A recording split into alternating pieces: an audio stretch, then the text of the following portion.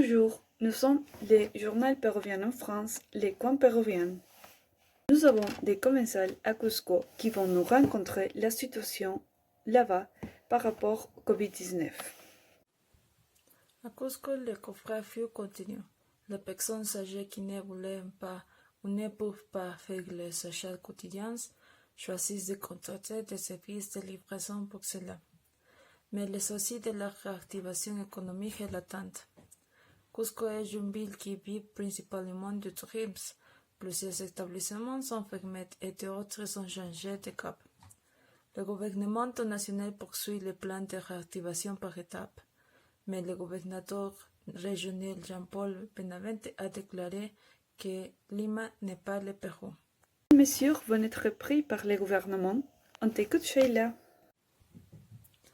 En outre, la demande au ministère des Transports et des Communications d'autoriser les voyages transfrontaliers.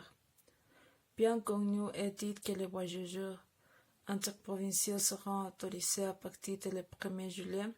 Nous voulons demander au ministère des Transports de nous autoriser à voyager transfrontaliers. En d'autres termes, il y a des boulets de sécurité en Colombie, en Bolivie et au Chili. Tandis que Lima se rétablit, nous espérons la connectivité aérienne progressivement. Nous voulons entrer en processus d'ouverture, a-t-il ajouté. Il demande l'aide du gouvernement de district et régional pour avoir Internet et des appareils à la fin que ces enfants peuvent étudier de leurs maisons sans exposer à tomber malades. Où les enfants doivent relaver tous les jours d'une colline pour étudier. Ses parents s'organisent pour aller avec eux et les protéger de tout accident. Malgré les fois, ces enfants sont allés se coller. Leur désir d'apprendre est plus grand que le temps. Il n'y a pas ils sont une antenne dans la communauté, mais ça ne marche pas. Jorge, un père de la communauté, a déclaré: nous faisons confiance au Marine Fermi Garcia, qui nous a promis le fonctionnement d'une antenne pour capter les signaux radio et télévision. Quand ils ont rapporté les élections, ils ont installé l'antenne, mais jusqu'à la fin de leur première, le gouvernement n'a pas fini le travail.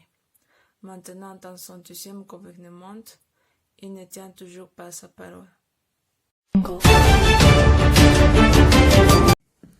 Bonjour à tous, ceux qui sont à l'écouter Claudia Sheila au Pérou.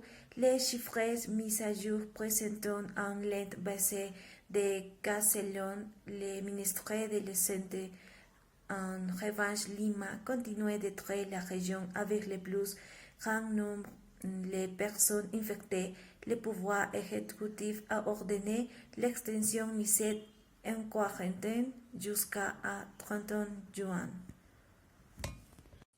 Nous avons l'avis de la femme d'affaires de Miss Gladys dans le domaine du tourisme. Nous donnera son avis sur la situación a causa de COVID-19.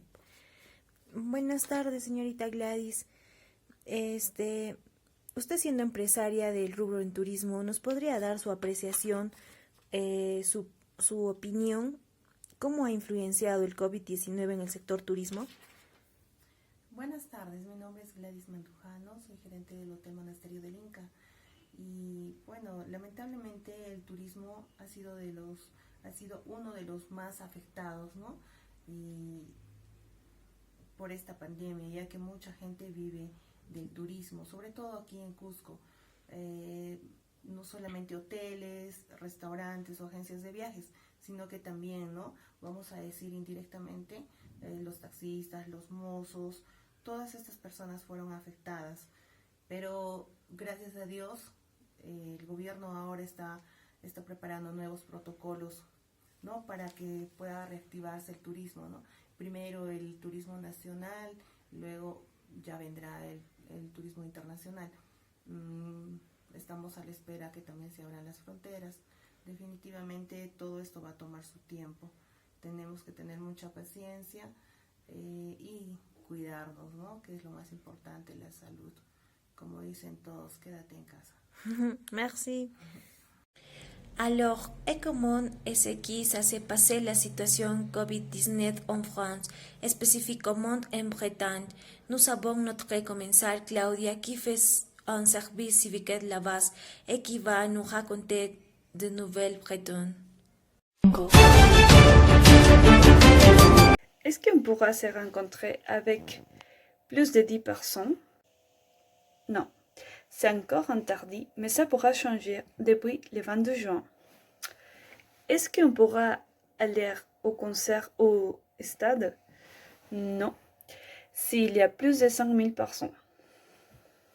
Les colonies, les vacances, les camps, les forts, les parcs et jardins, ça serait comment? Non, pour les colonies de vacances pendant la deuxième phase, mais à partir de la troisième phase, ça va être possible. Par contre, les forêts, parcs et jardins sont ouverts pour tout le monde maintenant. Parfait. Et par rapport aux salles de fête et polyvalentes, pas pour l'instant, sauf avec un masque sur les zones vertes, si aménagé sous la responsabilité d'un organisateur à identifier. Par contre, à partir du 22 juin, ça sera permis dans tous les zones. Est-ce qu'on pourra aller au théâtre ou au cinéma? Pour l'instant, les théâtres seront juste ouverts dans les zones vertes, avec un masque obligatoire. Par contre, à partir de la seconde phase, les deux seront ouverts sans restriction. Les transports dans l'espace public, ça va être possible et les préfets peuvent décider de rendre obligatoire les ports de masque. Les avions, oui, avec une port de masque obligatoire.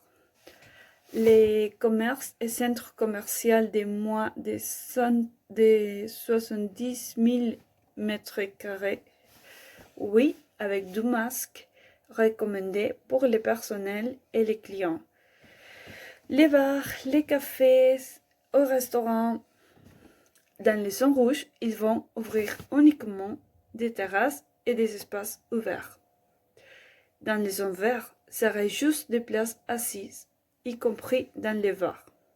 Les tables devront être espacées de 1 mètre, 10 personnes maximum par table, masque obligatoire lors des déplacements.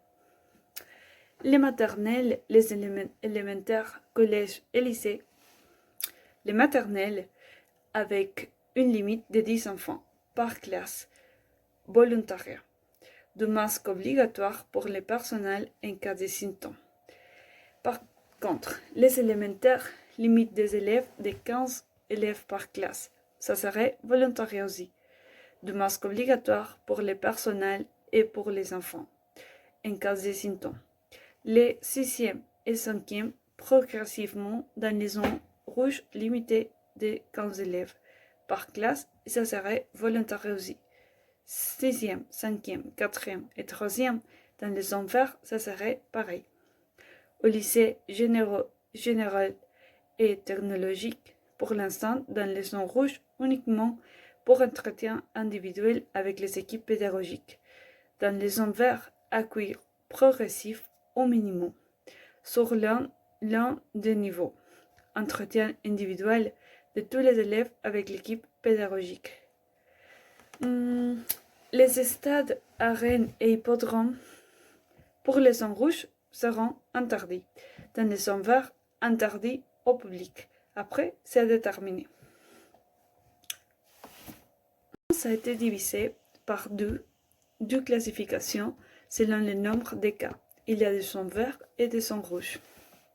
Ici, quelques points du plan de déconfinement 12e phase. Est-ce qu'on pourra se rencontrer avec plus de 10 personnes? Ça a été divisé par deux classifications selon le nombre de cas. Il y a des zones vertes et des zones rouges. Est-ce que c'est facile que tout le monde respecte les mesures? C'est assez facile, C'est vrai qu'au départ, c'était beaucoup plus facile. Maintenant, au bout d'un mois, parfois, il y a quelques oublis. Et personnellement, ce matin, je suis sorti sans mon masque. Ok, donc, quelles sont les mesures mises en place au lycée après le déconfinement?